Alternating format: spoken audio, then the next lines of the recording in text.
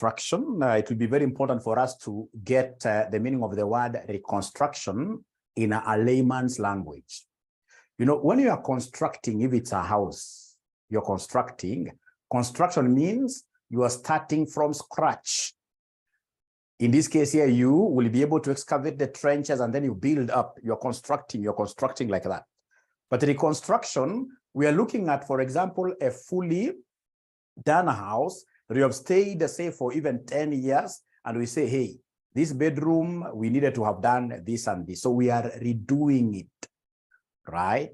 Painting, to ensure that we shall be able to give this particular house even more longevity. I mean, we should be able to stay within it for a longer time. The same with these companies. We have constructed a company called RCM Online College. Year one, of course, is a struggling year. We make losses. Year two, we make losses. Year three, we start making profits and so on. But of course, you know what we call a company's life cycle, just like a human being, just like a human being, you know, you have a life cycle. So here, of course, we have what we call entry, right? Here, then we have what we call growth.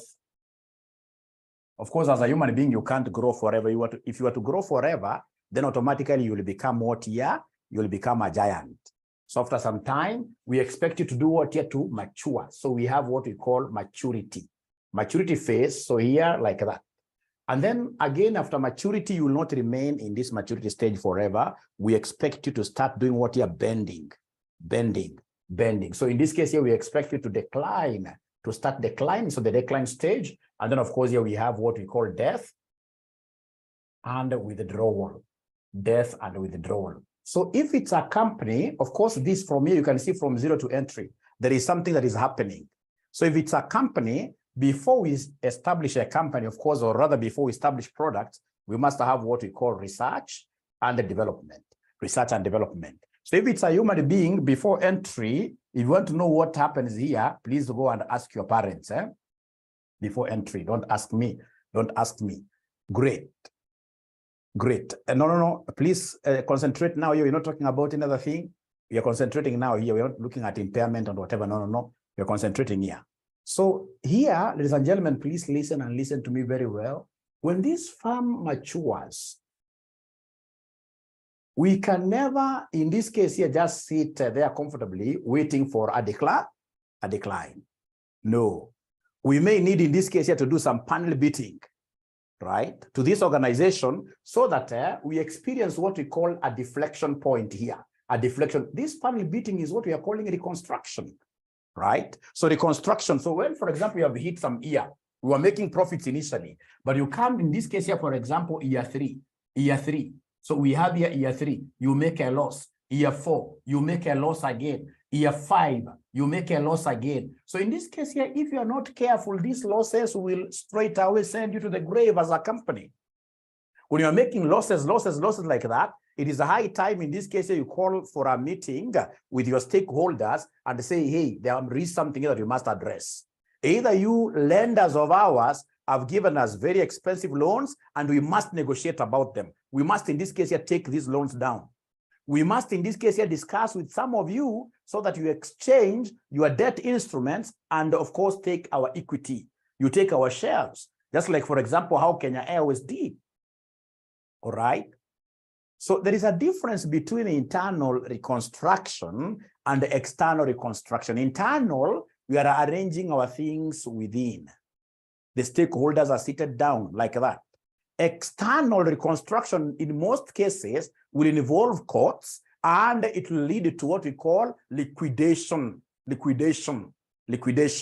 So basically, internal reconstruction is a reconstruction without what here? Liquidation, where we do, in this case here, capital structure changes, right?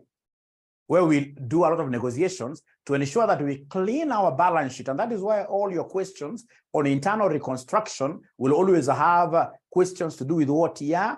A balance sheet after reconstruction, because we must clean our balance sheet in a way that we can easily attract new loans. So for us to be able to understand what we are talking about this morning, I have a question here. This is the question that I would want to do. Great. So we are told here, of course, it's RCM Online College and the online classes. There's a spelling mistake here. Work Magic, online classes, Work Magic. We strongly believe in online classes. Physical classes, we know they are not effective at all. They're not effective at all. Why are online classes more effective than physical classes? Online classes are recorded. Like this particular session, I'm recording it, and the recording will be shared with you immediately after this, right? So it means that automatically you'll be able to get a chance of looking at this concept at your own time. Should you miss a class, you have a video, right? We shall be able to look at more reasons why we prefer online classes to physical classes, why we strongly believe that physical classes will be dying in the near future. So, of course, my slogan here is we shall overcome. I've decided to make this we shall overcome now as a daily slogan. We shall overcome, regardless of the situation, we shall overcome. So we're recording this question to prepare a statement, to prepare a constructed statement of financial position, a reconstructed statement of financial position. So then what have they given us here? The statement of financial position of Shacom Limited as at that date. So I can see the assets here, I can see the liabilities here. Listen, when I look at the assets, I'm able to see fake assets here, goodwill. I'm able to see patent and the trademarks here, fake. Why am I calling them fake? You can see, ladies and gentlemen, this company has got an accumulated loss. You can see the profit and loss is on the credit side, profit and loss. This profit and loss is a debit entry. You know, here you debited the P&L, and then you credited this balance sheet. So you can see there is a loss there. How do you want to tell me that a company that is making losses should be able to have an asset called goodwill? That is one of the things we shall be looking at when we are doing a reconstruction. Because, you know, goodwill gives you that image. I mean, you are a big firm, then you should be able to make profits. If this goodwill is not enabling you to make profit, then automatically, ladies and gentlemen, this goodwill is a fictitious asset which has to be written down. That automatically will go towards what we shall be calling capital reduction. So don't worry about that. We look at the scheme. Now, because we are in problems, you know, this profit would have been a genuine profit if it was part of equity. If it was part of equity here, then it becomes a genuine profit.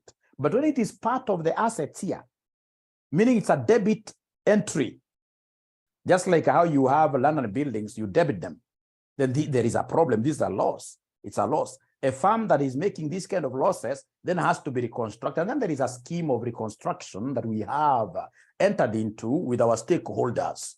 So you're being told here that the 12% preference shares are to be converted into same number of 15% preference shares of shilling 75 fully paid. So this is very important. So I would want to start straight away, ladies and gentlemen, with my journal entries. You can't do this concept of reconstruction without the journals. So let us pass the journals. So when they tell me that the 12% preference shares are to be converted into same number of 15% preference shares of 75 fully paid, I'll come here to my liabilities. I can see preference shares, all right? They were 12%, all right? And each one of them 100, which is FP, fully paid, 1.2 million. So then they want me to replace these. So to replace a share, or rather some capital, we know that, ladies and gentlemen, please listen. I would want us to be very, very clear on this. Very, very clear on this. So we are looking at journal entries. Whenever I'm doing my journals, I know this comes in handy. Pairs, if you remember pairs, purchases, expenses, assets, purchases, expenses, and assets. Whenever they increase, we debit. These three. Whenever they increase, we debit. Revenue, liabilities, and the share capital. Revenue, liabilities, and the share capital. Whenever they increase, we should be doing what here? Crediting. So whenever they increase, we credit. Whenever they increase, we credit. These three. Revenue, liability, share capital to be credited whenever they increase. Purchases, expenses, assets, whenever they increase, we do what here we debit. Whenever they increase, we debit. And of course, decrease means the opposite.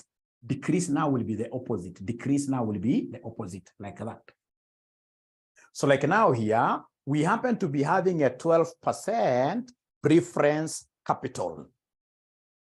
Preference capital is part, preference shares. Nowadays, they are part of liabilities, liabilities. So it means that wherever they are credited already.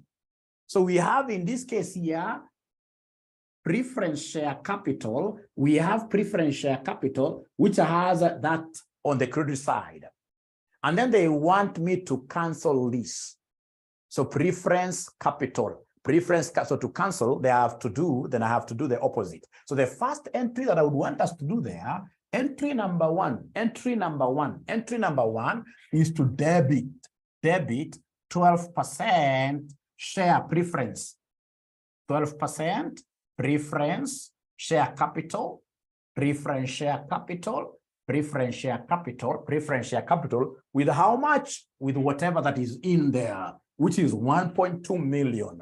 Which is 1.2 million.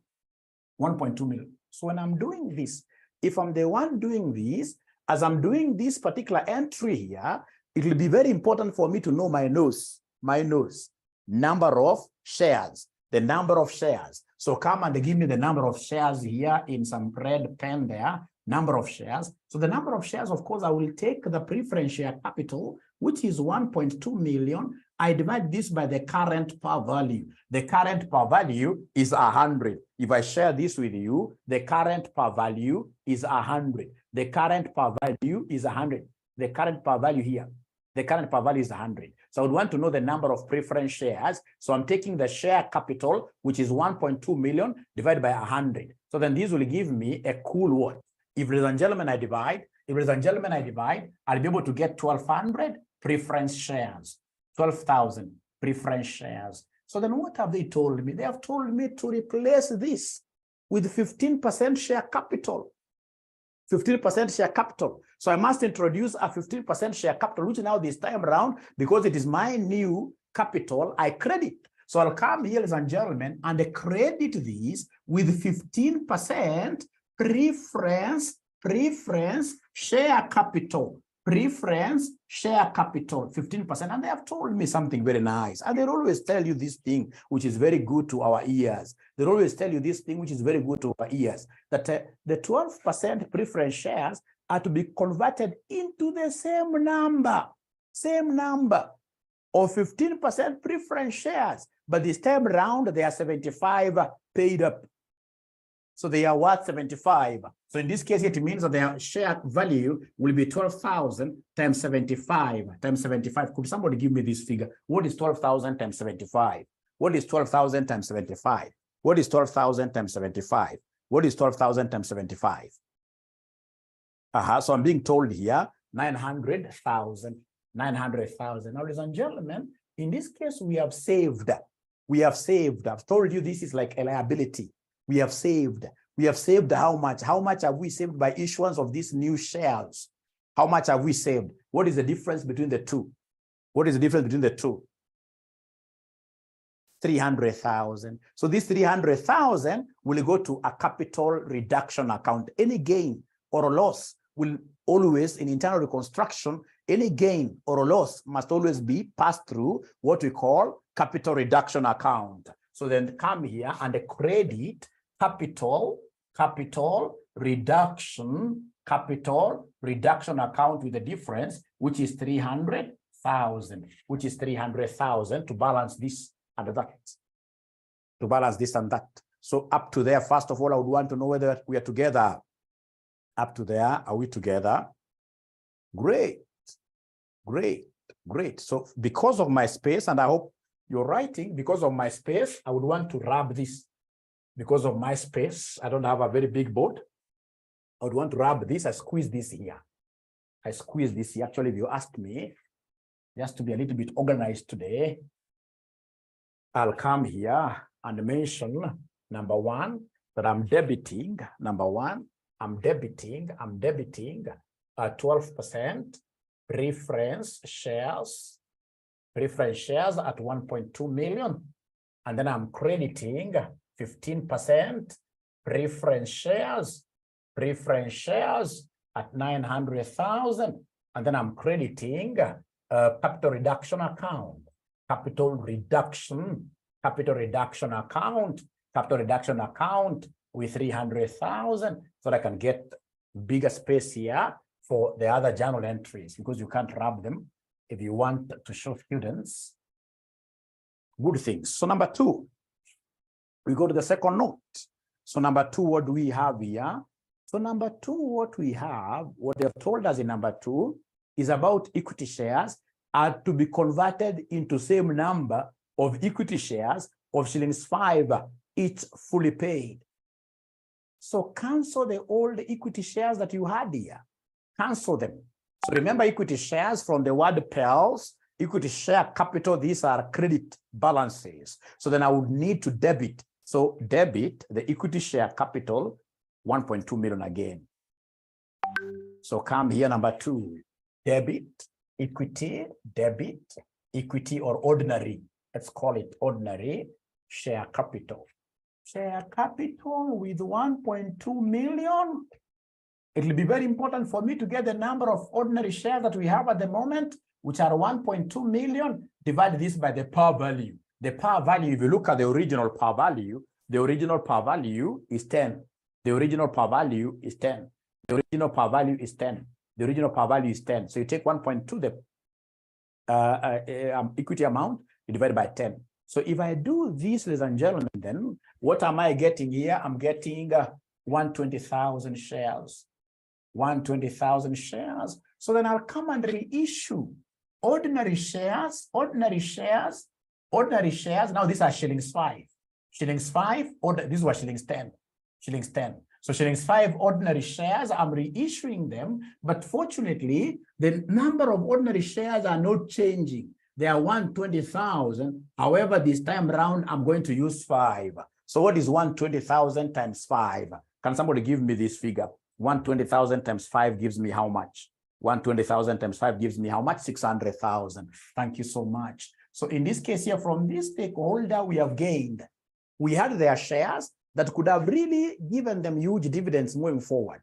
But now remember, we are a struggling organization. We've spoken with them. They have accepted, in this case here, we reduce their par value. They have accepted a lower amount. So the company has saved. Whenever the company saves, then that saving should always go to a capital reduction account. So in this case here, come and credit the capital reduction amount. Is there somebody who is able to see the balancing figure here? The balancing figure. Is there somebody who is able to see? So it's this and this. So it must be 600,000. 600,000. You go to note number 3. Not unless there is a question, please allow me to go to note number 3. Not unless there is a question, allow me to go to note number 3. So note number 3, what have they told us about note number 3? So note number 3, ladies and gentlemen, what they have told me is that the debenture holders agree. These are beautiful. These guys are angels. During our discussions for internal arrangement, for internal reconstruction, they agreed to forego interest outstanding, subject to the condition that the rate of interest to be increased to 15%. Let us first of all recognize interest foregone. Interest foregone. You can see we have got outstanding interest here of 80,000. It's a liability. It's a credit value. So then for me to be able to enjoy this, I need to cancel that account by debiting. So I need to go straight away and say debit outstanding interest on debentures. So debit outstanding interest on debentures, 80,000. And then who can tell me, where am I going to take this foregone interest? Where am I going to take this foregone interest? Where am I going to take this foregone interest? Where am I going to take this foregone interest? It's a saving to the company. You as the scheme manager, it's capital reduction. It's capital reduction. So in this case here, credit, capital reduction account, capital reduction account with this 80,000. Later on, you'll be writing those stupid things down there for cancellation. You'll be writing them later. Number 4, without forgetting, this guy is asked for an increased rate of interest. When they ask for an increased rate of interest and they've agreed with them, then it means that the old coupon interest rate debenture has to be cancelled. Remember, the current interest rate debenture that we have is 10%. The current interest debenture that we have is 10%. You can see here, we have 10% debenture. So we need to cancel these 10% debentures. Uzuri ina mambo na mapa value, so hakuna mambo ya number of whatever. So you simply cancel the 10% debentures and issue 50% debentures. This is very good. How do I cancel this? I'll debit. So number 4, I'm debiting a debit 10% debentures, 10% debentures, 800,000. You come and credit as per the agreement, 15% debentures, 15% debentures, same amount. So nothing passes through the capital reduction account. Nothing passes through the capital. This is a self-canceling event. It's not that you have introduced a new class of debentures. So are we together, first of all, up to here? Are we together? Are we together up to here? I'm so sure most of us would have missed this, would have gotten this, but most of us would have missed. Great. Thank you so much. So if you allow me, then I will be able to move straight away to this concept here, where they are telling us land and the buildings are valued at 1.5 million. Land and buildings in this scheme. There are people who came and told us, no, you guys bring in valuers. We are not so comfortable with the value of land and buildings. So the land and buildings, we can see land and buildings, we can see 1.what here? 1.2 million. But they are telling us, no, land and buildings is supposed to be worth what here? Is supposed to be worth 1.5 million. So I can see a gain on revaluation. So whenever there is a gain on revaluation, what I'll do, because these assets have gone up, the extra amount, this 300,000, you see it's 300,000 increase because it was 1.2 million. Now it is 1.5 million. So the increase there is 300,000. So then what I'll do, I'll come and debit land and the buildings. So 5 here. I'll come and debit land and buildings. I'm debiting with the extra, the 1.5 minus 1.2. So basically, I'm debiting this with 300,000. It is a gain. Any gain you make, you take it to the capital reduction account. So credit, capital reduction account. Credit, capital reduction account. So capital reduction account, 300,000. Please don't get sad whenever I ask you these simple questions. I just want to see whether we are together. So up to now, are we okay? Can I go to the next concept? Yes, great. You guys are brilliant. Thank you so much. So then from there, ladies and gentlemen, we go to the last one. So now we are told here the amount that's made. Which amount? The amount in the capital reduction account. The amount in the capital reduction account will be used to write off all intangible and the fictitious assets and to bring down the value of plant and machinery by 40%. So first of all, I would want to know this capital reduction account, how much do we have in it? Once I know how much we have in it, we cancel it by debiting it. So I'll come straight away here and I say debit. This is the last journal. So we debit the capital because it has to be closed, remember. It's a temporary account. So debit capital reduction account. So I would want us to count the capital reduction. I can see capital reduction 300,000. When I go to note number 2, yes, I have capital reduction of 600,000. When I go to note number 3, yes, I have capital reduction of 80,000. When I go to note number 4, I don't have capital reduction there. Note number 5, I have capital reduction, which is credit, like that. So the ones that I've ticked, is there someone who can add them up for me very first? The capital reduction credit amounts. We skipped note number 4. Somebody is saying we skipped note number 4. Thank you. We skipped note number 4. Sorry for that. Skip note number 4. Ah, yes, yes. Creditors agree to forego 25% of their claim. So please go to the creditors, payables. Here they are calling them sundry creditors. So sundry creditors, we can see 300,000. So could you kindly give me 25% of 300,000? Sundry creditors. Sundry creditors, after negotiating with them, they have accepted that they will take a hit of 25%. So what is 25% of this 300,000? 25% of 300,000. 25% of 300, they're not talking to me anymore now because I skipped just one. Because I skipped just one thing, now they want to punish me. 75,000 there, 75,000. So remember, it's reduction of payables. So I need to debit the payables. So debit payables, debit creditors, and let's just call it creditors. So we shall debit creditors.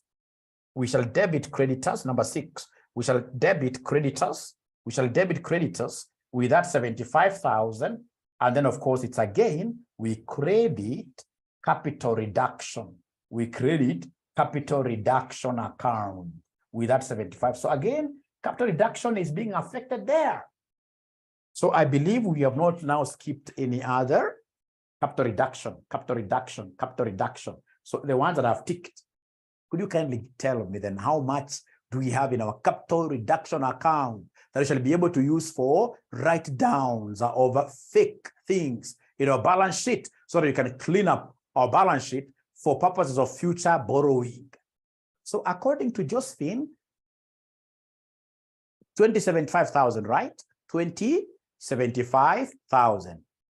Debit capital reduction. So remember capital reduction, we have 300,000, we have 600,000, we have 80,000, we have this 300,000, and now this 75,000. People are getting different figures. I don't know why.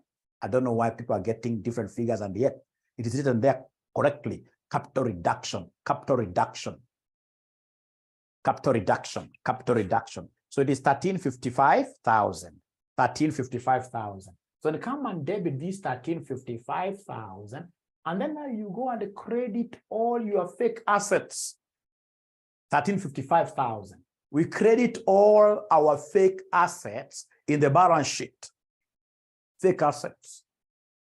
So fake assets, fake assets, fake assets. The first fake asset is goodwill. Why are we calling it fake asset now? It's because you can't be having any asset in your balance sheet called goodwill, and yet you're making losses. After reconstruction will not have you. So in this case here, goodwill will be 0. So goodwill, so credit goodwill. Credit goodwill, credit goodwill. So in this case here, with that 200,000, all right. From there, we have land and buildings, that is okay. Plant and machinery, that's okay. Furniture is okay. Patent and the trademarks, these are intangibles. If they are not able to help us to make a profit, they are fake, we shall remove them. So we credit patent and the trademarks. Credit patent and the trademarks. And trademarks with how much? Patent and trademarks with how much? With 150,000. With 150,000. And then from there, I'm still looking around. So inventories are okay, receivables are okay, cash and balance. Then we have another fake asset here. You know this profit and loss? You know it's on the asset side. And it's not supposed to be on the asset side. It's not supposed to be part of the assets, right? It has to be written down. So in this case here, I need to come and credit the profit and loss of 500,000. This profit and loss is not supposed, that is the first rule, fundamental principle of reconstruction, that profit and loss should never be part of assets, right? Profit and loss, if it's a genuine profit, it should be part of equity. That's how it contributes, owner's equity. But the moment it goes to the other side, then that is a problem. It has to be written off. So profit and loss, 500,000. So credit, profit, and loss with how much? 500,000. So then the last thing that you'll need to do is to come and credit what we call the capital reserve. Anything that is left out of this capital reduction amount shall be taken to the capital reserve account.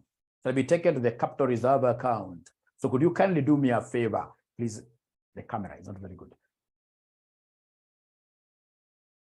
Great, thank you very much. So please, here we had the capital reduction of 1355,000. Subtract these amounts, subtract those amounts. Tell me, how much are we taking the capital reserve account? How much are we taking the capital reserve account? Now they are not talking to me. I don't know who they would want to talk to these guys. Capital reserve account. How much are we taking there? The capital reserve account. 5 or 5,000, isn't it? 5 or 5,000. And that is it. 5 or 5,000. That is it. 5 or 5,000. So that is the end of those journals. So of course, what they would want you now to do straight away, is a reconstructed balance sheet. A reconstructed balance sheet. Reconstructed balance sheet. Ah, there is something we never read there, down there. Thank you. I think it's because of a hurry. There is something here. And to bring down the value of plant and machinery by 40%. By 40%. So in this case here, we will credit, sorry for that, credit plant and machinery. Credit plant and machinery. Please look at the current plant and machinery value. Look at the current plant and machinery value. The current plant and machinery value is $1 million. 40% of this is fake. 40%. So what is 40% of $1 million? 40% of $1 million. 40% of $1 million. 40% of $1 million is 400,000. So in this case here, 40% of $1 million. 40% of $1 million here. 40% of 1 million is 400,000. So, sorry for that. So then this one here will be 105, if I'm not wrong. 105,000 will be 105,000. So now, are we okay up to there? Are we okay up to there? Are we okay up to there? Are we okay up to there? Are we okay up to there? Are we okay? Now they're not talking to me. Now they're not talking to me. Now they are very sad. Now they are very sad. They are not talking to me. They are not talking to me.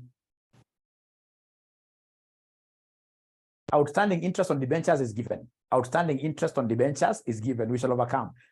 Outstanding interest on debentures is given. It's here. Outstanding interest on debentures is here. 80,000. 80,000. Great. So now from there, ladies and gentlemen, then we shall do our reconstructed. I need to take a screenshot. 40% of 1,200 is 480. 40% of 1,200. Let me see why 40%. You know, they've said 40% of plant and machinery. Thank you very much for asking questions. 40% of plant and machinery, not land and buildings. It's 40% of plant and machinery, which is $1 million. Which is $1 million. Which is $1 million. Great. Thanks for asking those questions. Okay. Let me give you another minute for you to be able to really think through. Great. Great. Great. So then we have a reconstructed or rather statement of financial position after reconstruction. So statement of financial position after reconstruction. After reconstruction, so now we have our assets. Assets. So assets, do you think we are going to have an asset here called goodwill? After reconstruction, shall we have an asset called goodwill? No. So the first asset you're going to have there, and you have to be very careful, the first asset you're going to have there, it's here. The first asset you're going to have there is land and buildings. Could you kindly give me the new that I should put here for land and buildings? Land and buildings, give me a new figure. Land and buildings, give me a new figure that I should put there. Land and buildings, how much? Should I put 1.2? No, remember there was a revaluation. So it's 1.5 million. There was a revaluation, 1.5 million. Land and buildings, 1.5 million. Great. From there, we have, ladies and gentlemen, the next asset. The next asset. The next asset, thank you very much. The next asset. The next asset here is plant and machinery. How much for plant and machinery? Somebody who is able to follow this. Remember, there was a write down. So plant and machinery, Shigana. Plant and machinery, Shigana, 40% was written off, 60% remained, 60% remained, 60% remained, 600,000. You guys are geniuses. 600,000. Thank you so much. So 600,000. 600,000. Thank you so much. From there, ladies and gentlemen, we go to the next asset. The next asset here is called furniture. There was no note which spoke about furniture being affected. So furniture, we shall take furniture the way it is. So furniture, what do we have here for furniture? What do we have here for furniture? 300,000. 300,000. Furniture, 300,000. After furniture, ladies and gentlemen, the next one is called patent. I'll not pick in that. The next one after patent, of course, you know, they were fake. We canceled them. Now we have inventories. We are taking inventories, all of them the way they are. So then we have inventories.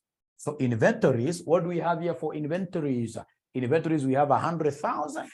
Inventories, we have 100,000. And then we have, ladies and gentlemen, after inventories, we have receivables, 130,000. We have receivables, 130,000.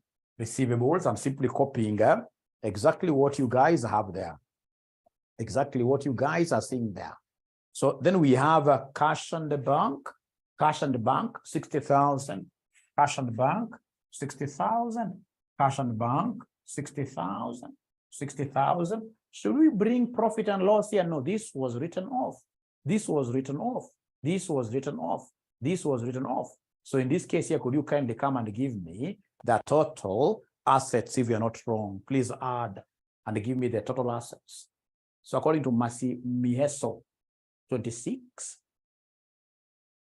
What of overdraft? Can we bring overdraft, Lynette? Can you bring overdraft to assets? No. Overdraft is a liability. Thank you for asking the question. 26 now? 90,000. 26, 90,000. 26, 90,000. You double underline. So in this case here, these are the total assets. You double underline, and then you go straight away to the equity and liabilities. Equity and liabilities. Equity and liabilities. So because my space is really, really wanting, you'll just allow me to rub this. Can I go ahead and rub this? Note number 4, did it affect creditors? Receivables, note number 4. Let's see note number 4. Thank you for asking the question. Note number 4.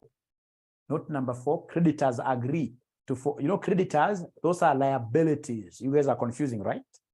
Those are liabilities. Those are liabilities. When we talk of equity and liabilities, then we shall be able to pick that liability which went down, right? They've got no relationship with receivables. No relationship with receivables at all. Or I stay aside. I stay aside. You take some screenshot.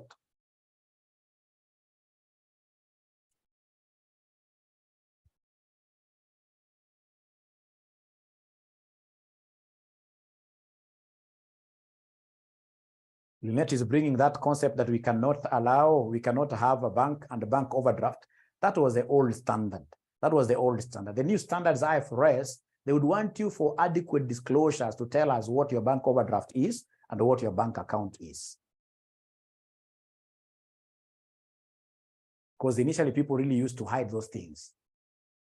Tell us, you know, you don't have to have just one bank account.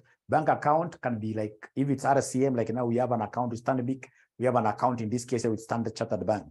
So if Stanbic is an overdraft, you have to disclose the overdraft for adequate disclosure, and it's a liability.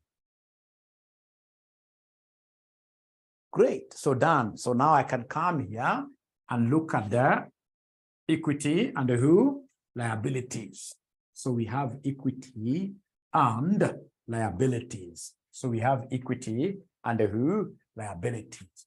So we have equity and liability C. So we start with equity, and equity, you start with share capital. So is there somebody who can tell me what share capital I'm supposed to use?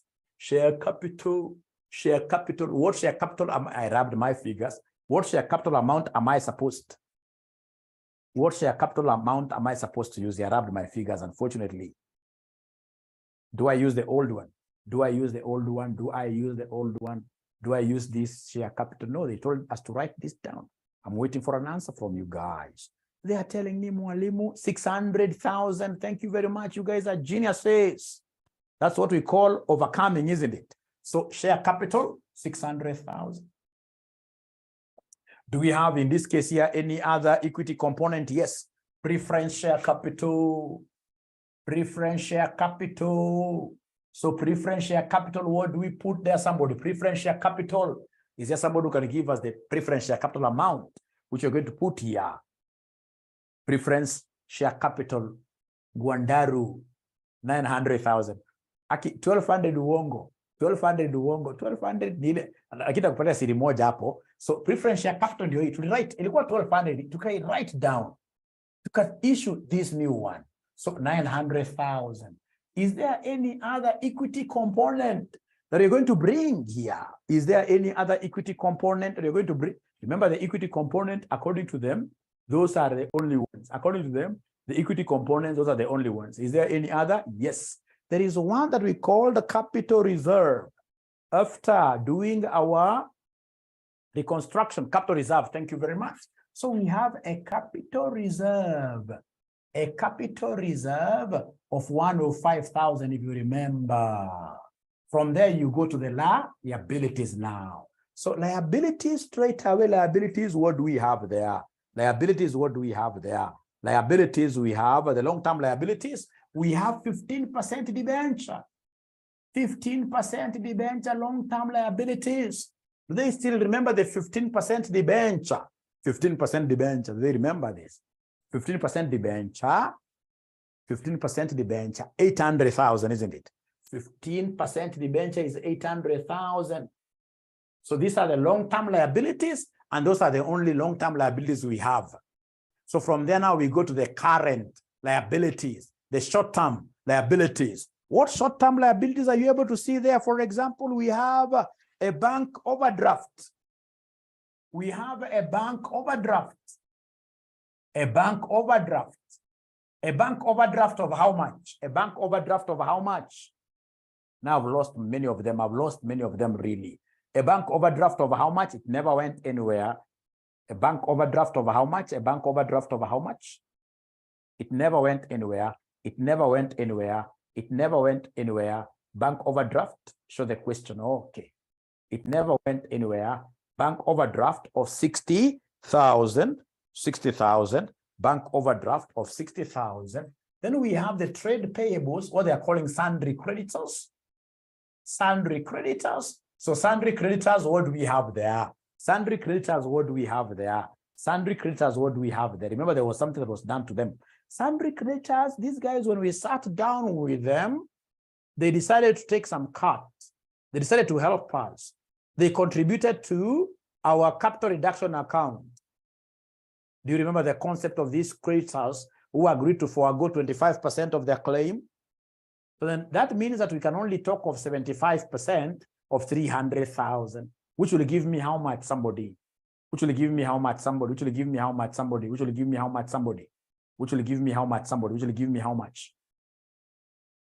Which will give me how much? 225,000. So not unless we've left anything outside there, then I would want you to come and add here for you to be able to get the financing bit of this. So total equity and liabilities. How much are we getting, somebody here? Total equity and liabilities. Total equity and liabilities. If you add up all of them, if you add up all of them, 2690. Does that sound a familiar figure? In short, is the question balancing? Is the question balancing? Is the question balancing? Is the question balancing? Yes. Then I would want to give you, for the many years that I've marked these exams, I would want to give you one word of advice. When they tell you to do a constructed balance sheet after reconstruction, even if you know nothing in reconstruction, even if you know nothing, even if your knowledge in this area is an ochugunu, ochugunu is a German word for some small animal, very small animal, right? Is not a German word. So then what you're supposed to do for you to be able to get a few marks here and there, ladies and gentlemen, what you're supposed to do when they tell you to draw a constructed balance sheet, you will simply come and write this one exactly the way it is.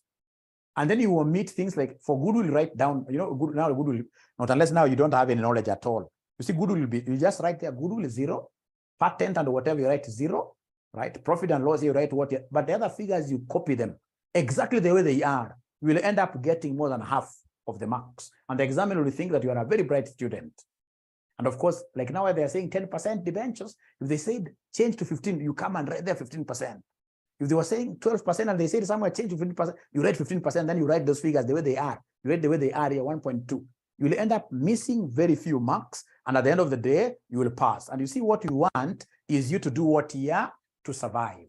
The end justifies the means. You will start understanding these things better once you become a member of ISPAC, where we teach people on practical skills.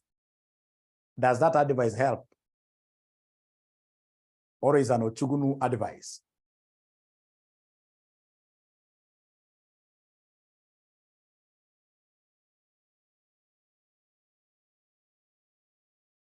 Great, great, great. So then I'll be able to hang this video on my YouTube channel immediately after this. And please, you guys, I don't know why you don't want to subscribe to my YouTube channel. You need to subscribe to that channel so that I can get more than 50,000 a month, right? That would be very good for your mwalimu, isn't it?